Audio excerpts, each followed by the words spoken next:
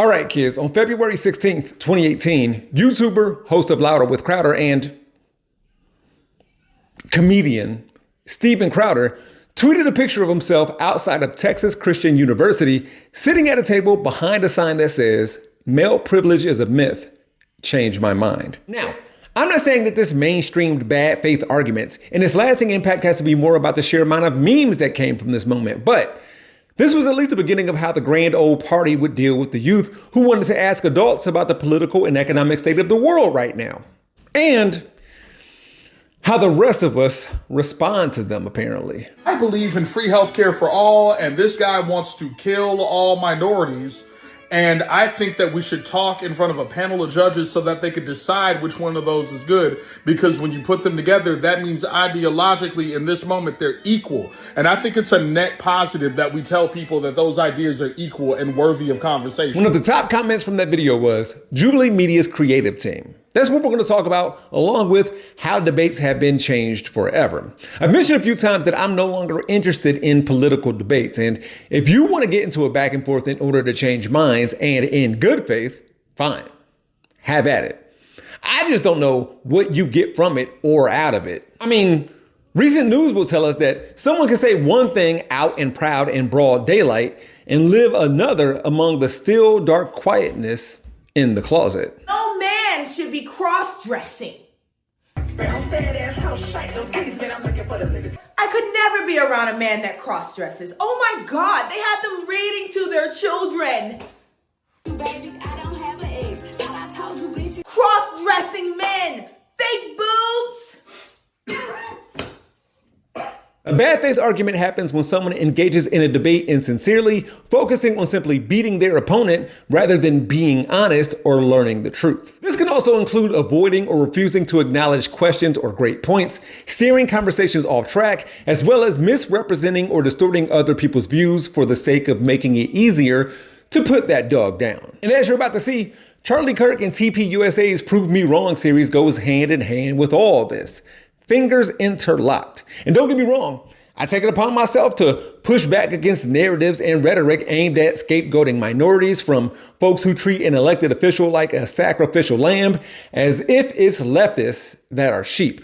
Actually, if you want to challenge the right specifically, I suggest you do this. We're asking this question to conservatives because I don't think they've thought this far ahead. Under conservatism, right? Like, you guys are working towards something.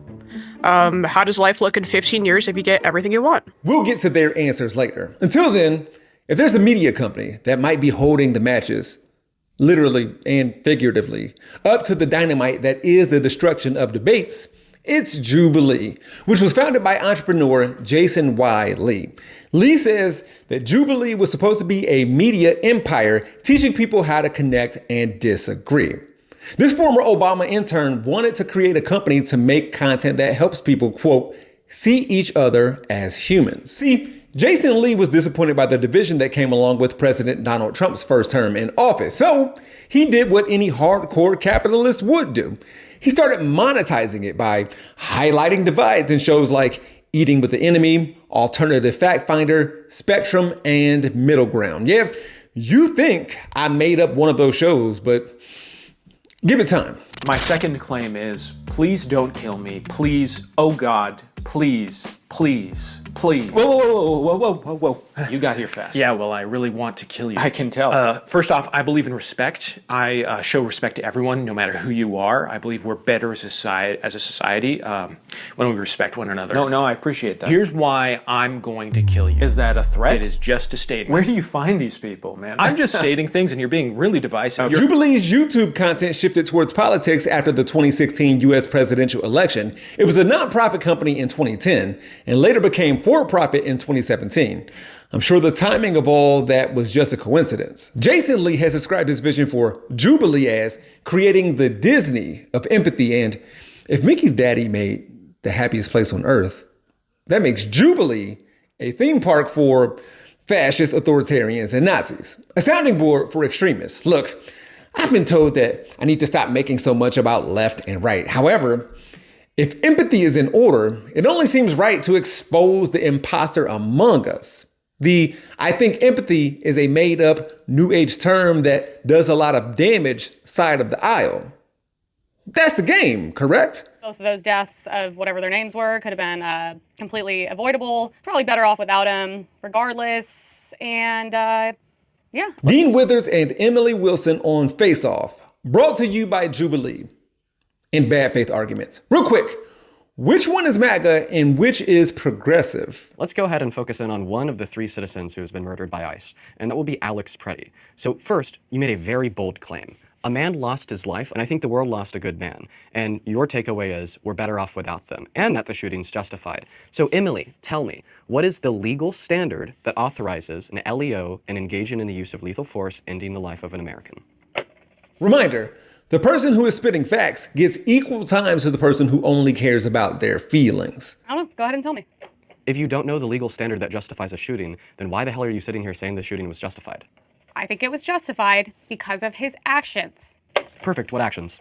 He went with a gun, did he not? Did he not have a loaded gun? Yes, he did have a gun on his holster. Is here where I will tell you that on her personal website, she says that she focuses her content on critiques on progressive policies, government overreach, and the defense of individual liberties. You go to a protest with a gun and a cop sees it as you're harassing these ICE officers that are getting threatened every day. Dude, it's not even a Republican thing, a Democrat thing. It is a common sense thing. It is a common sense thing. I would never, CCWs, I understand. I would never bring a gun to any Trump rally, anti-Trump. That is just not, it's just not a smart thing to do. That's why you end up dead. Okay, condemn Kyle Rittenhouse.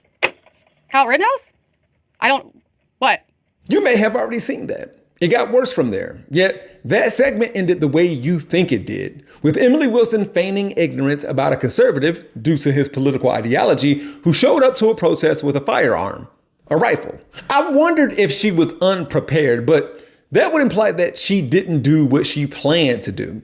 She believes in nothing, yet makes regular appearances on the Fox Newses of the world. Wilson is better known on the internet as Emily Saves America, her podcast where she claims that she was formerly a liberal. She has a platform all her own. So when I say she doesn't need to be platformed at all, let alone to and for Jubilee's 10.8 million subscribers as of me writing this, there's a distinction. Besides, we already knew who she was and what she's about. And we've known since one of her previous debates with Dean Withers. Sending the right to get an abortion back to the state, leading like I think it should be state by state. Victims of sexual abuse. Okay, why? That's fine. I think if everyone in a state wants something, go ahead and have it. So if everyone in Alabama wanted slavery back, you'd be okay with that? Sure. If everyone in the state wants it, go ahead. What do I give a But the Articles of the Confederation. All right, we have to move on. We got limited time here. These gotcha moments don't work on me. I'm not a like. Okay, it's Emma, not don't get upset. Okay. Don't get upset. And then, we're just no, getting it's started. just like dumb because this is like what liberals do, and it's so. I know. Okay, annoying. so It's here we're very gonna move on. lowbrow. We're gonna move on. We're gonna move on. This isn't the point, but why was that host so concerned about her getting upset? What was she going to do? Relay this to a book study about the War of Mesopotamia? Ha! Don't think so. She ain't Jaden Smith when he was 8 years old. For his part, Dean Withers has stated that he used to be a conservative. He has been featured on Jubilee a few times as oh my gosh, they are contestants, aren't they? That YouTube channel is like Squid Games plus gotcha plus viral moments. No wonder why it's described as a Mr. Beast inspired game show. Anyways, Withers has been called a grifter, very cringe. To someone who is sick of being called dumb and a useless redneck, he comes off as elitist. Unlike one of his peers who is popular because they have common sense opinions. At least that's what Emily Wilson said to him about herself during one of their other debates. I think that this perfectly resembles the quote-unquote common sense of the right. The common sense of the right has nothing to do with sense, has nothing to do with reason, has nothing to do with logic, has all to do with your emotions and how you hold them to such a high pedestal to dictate what should happen to others. Like, for instance, you have put the pedal to the metal on me so many times about how it's okay to say anything you want, words are just words, but as soon as I call you dumb, you talk about it for 45 minutes straight. Dean has made a career out of debating and a co-worker out of Emily Wilson. He's been invited to the White House. He has millions of followers and subscribers across social media. You know, Emily hasn't lost any this last week since that Jubilee video was uploaded, and that's everything we need to know. Previously, Dean was the one woke teen who survived 20 Trump supporters after being on one Republican versus 25 Kamala Harris voters with Ben Shapiro, and can 25 liberal college students outsmart one conservative with Charlie Kirk. After Charlie Kirk was killed, Dean Withers cried about it on camera and broadcasted it. When folks, seemingly from the center left, celebrated Kirk getting shot, Dean said, "If you guys draw this line between the left and the right, I will side with the right." Ugh. In addressing that controversy, he stated that he should never have phrased it that way. He admitted that it was clumsy, easy to take out of context, and harmful. Just like the debates he engages in. I blocked Dean Withers after he cried on TikTok Live upon learning about the death of a Nazi podcaster. I have watched him multiple times sit in the same room with Emily Wilson, someone who he claims to fundamentally disagree with. It gets to a point where you have to ask, what is he actually doing? Because if you genuinely care about the issues you talk about, why are you constantly platforming people who don't share your values? Political ideologies feature content creators, community organizers, folks canvassing, and so on. There isn't always overlap between causes, and perhaps there should be. So if Dean Withers' thing is debating, again, cool, but there's got to be some element of damage control. As Slay the GOP said, there's a difference between critique and collaboration. Jubilee uses Straight Arrow News to fact check off to the side as debates roll along. And as someone who puts graphics and headlines in this corner here to cite my sources, let me tell you, most people aren't looking at what's in the margins. Therefore, falsehood flies and the truth comes limping after it. And somebody will be in my mentions saying something about context. And it's key. I agree. MAGA Woman versus Progressive Man featuring Dean Withers and Emily Wilson Face Off was nearly an hour long, and I showed merely 70 seconds of it. Yeah, and there's probably someone that I'm politically opposed to posting a clip with the caption, "Watch Emily own this liberal." And that's kind of where we're at. Editing and trimming point of view and perspective to prove a certain point, which is the very thing I've been doing this entire episode. Got it. However, if I were to say, take a random screenshot and show it to you, void of any background knowledge whatsoever, what determines if this is or isn't magnifying who or what they truly are? And I'm fair game. We all are in this attention economy. I want it so bad to say, prove me wrong there. I'm not immune to this nonsense. Dean implemented that same principle when Emily called him autistic because he can memorize stats, facts, and figures. But what was his intent? What was hers? It was revealed that Dean Withers had used homophobic and racist slurs in the past when he was a teenager. Bad. Which he would go on to acknowledge and apologize for. Emily Wilson trolled him for saying sorry and, quote, using a script like he was virtue signaling. She said he was bending the knee, made it about her never getting canceled. Worse. I'm sure it came up before, but I can't imagine trying to explain the burden of proof to her. All of her takes are reactionary. She hasn't thought far enough in advance. That must be why. You're a conservative?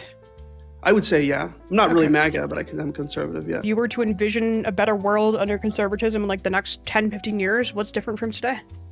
Sure. So generally, the overarching political philosophy of conservatism is the recognition that change needs to be made. However, under conservatism, right? Like you guys are working towards something. How does life look in 15 years if you get everything you want? Keep the border secure. Hypothetically, even if we supported everybody. Third world countries out of America. So okay, hold on, Howie. If we deported literally everybody out of the country that was not here legally, if we just hypothetically played into your scenario for whatever fucking reason, what then? What next? What? Better and greater access to housing, healthcare, transportation, and education in the next 5 years. Undoing Citizens United and increasing taxes on the wealthy in 10, or simply having them pay taxes at all would be good. Electoral college and filibuster in 15. I've spent so much of this video talking about how I don't fully understand the benefit of debating in this day and age of rage, but don't be surprised if you find me dabbling. I'm spiteful above all else. NASA astronaut Victor Glover piloted the Artemis 2 around the dark side of the moon and back. And I want to take that and rub it in Charlie Kirk's big forehead having face. Would that prove him wrong? No, but him later saying that being vulnerable and this is what DEI programs and those policies make him think didn't prove him right either. It made him racist, especially in a climate where Kashyap Patel, wonder why he chose to anglicize his name, Pete Hegseth, Sean Murphy, Laura Loomer, Pam Bondi, and even Christy, titties aren't big enough for me, her husband words, not mine, know 'em, didn't get their own credentials called into question by their side of the aisle. And that's on nuance, my nigga. Nuance. Niggas don't got these nuance. people are not here to do that. Nerve in their fucking the thing body. Is, these people are not here to do that. No. And the thing is, we allowed so many of these lying ass niggas to get away with acting like they're just being objective, neutral, and trying to have a spirited conversation when all they've done is platform liars, bigots, people who know that they're lying, people who have made entire careers out of being the one nigga in the field who's a conspiracy theorist, who's a liar. Too many people that I just named got their positions in this current administration due to saying nonsense on podcasts and cable news. Kirk railed against hip-hop, said that Nicki Minaj or Cardi B, he got them confused for one another, is a bad role model for black teenage girls. But behind the scenes, he was a bit of a barb. Then his party welcomed her to the platform with open arms.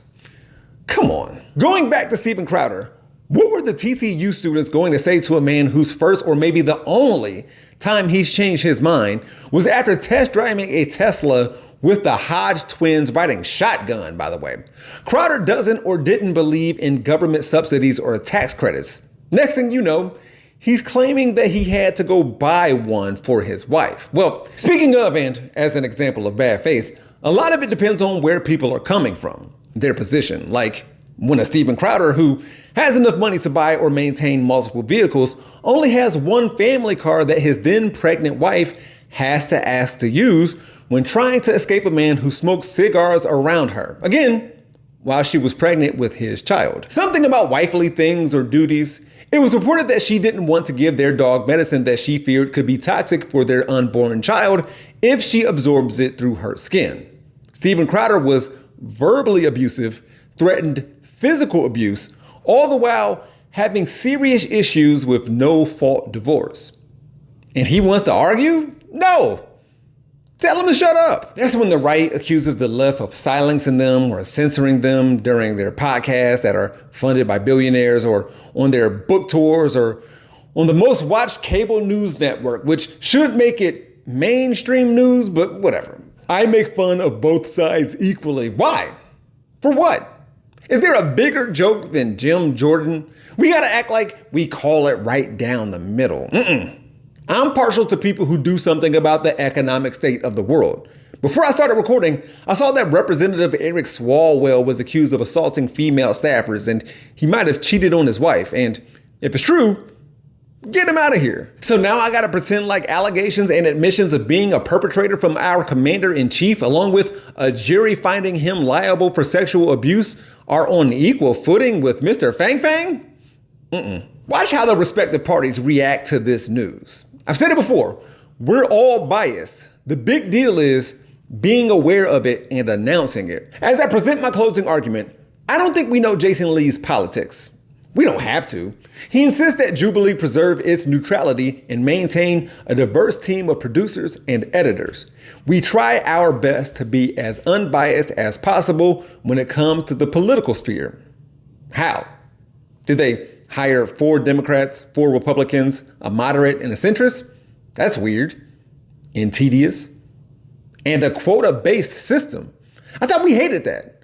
I thought we wanted the best person regardless. With that said, you have conservative contributors and correspondents already getting clicks and clout on their own, also receiving invites from supposed neutral, unbiased media companies to compete against liberals who are more than willing to play along and co-sign. The loser of the debate won't lose their following and may just win the hearts and minds of those whose beliefs and values align with theirs, while they didn't watch the entire contest, but as an influencer, clipped the content and said you destroyed your counterpart. And if you just so happen to have said something crazy enough, because nuance isn't the name of the game in these things and you've seen this work for future coworkers, then your role as a commentator will be made complete with a cut on Fox News and a crash course to Trump's cabinet. Change my mind. There's no going back now. They want to own the libs, win a culture war. It was never about the economic state of the world or envisioning a better America. Their policies and provisions don't reflect that. The best we can do is start planning for the future. Evidently, it's not something they do. We're gonna be all right.